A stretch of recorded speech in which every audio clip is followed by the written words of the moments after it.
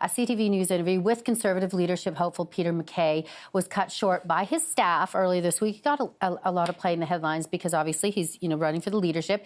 And it was over a tweet that he had put out questioning the Prime Minister's expense account for spa services. And a lot of people saying that that was offside of him to do. But he, in the interview, he answers it and basically says he mishandled it.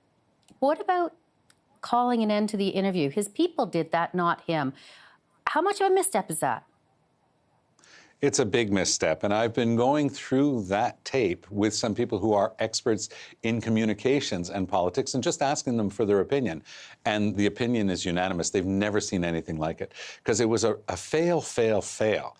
These young people first tried to pipe up. You can see Mr. MacKay reacting a bit to it as if to say, oh, that better not be happening. And then they really try to intervene. The journalist from CTV starts explaining, no, he said this, so I was asking him about that. They said, we've decided to put an end to the interview.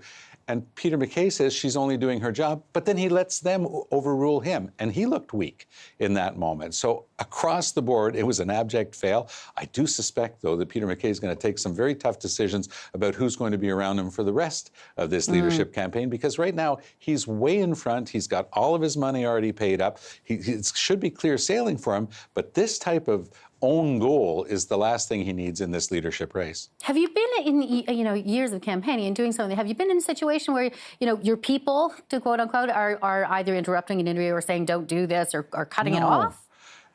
No, and the one person and I still work with this person who really is an expert at this stuff. It was someone who was so used to me, and if I would just see her move like this or make a gesture as if to say, watch out for this question or be careful you're going too far, they know how to communicate with that without becoming part of the story. A good political staffer, especially a good political communications staffer, is invisible. Okay. And what happened here is they wanted to be part of the picture. It was unbelievable.